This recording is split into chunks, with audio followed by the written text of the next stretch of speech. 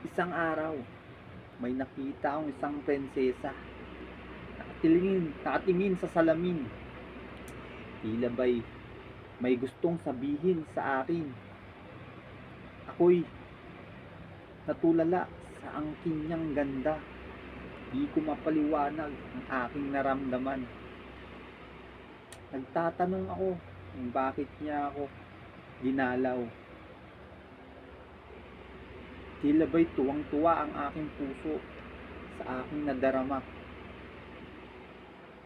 Para bang isang bulaklak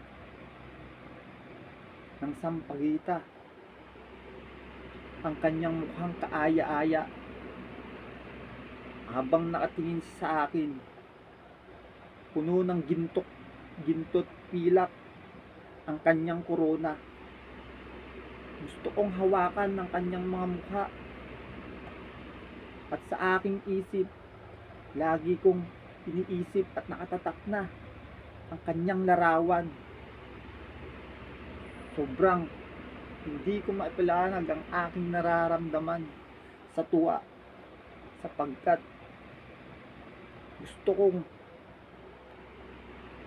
kong hawakan ang magaganda niyang ngiti.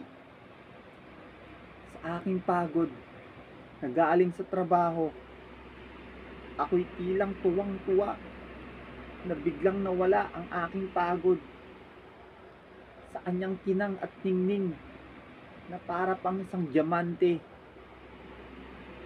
Kung ihaharap mo sa maraming kababaihan ang aking nakita, wala pa sa kalingkingan ang kanyang naaangkin na ganda.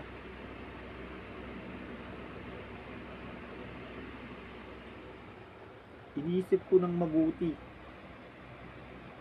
kung bakit ko siya nakita, bakit siya nagpakita. Gusto kong abutin ang mga kamay niya, humiga sa bisig niya, at kasamang maglakbay patungo sa tirahan niya. Kaya't kung may pagkakataon pa muling ibalik ang oras at araw na nakita ko siya, masasabi kong doon ako lumigaya.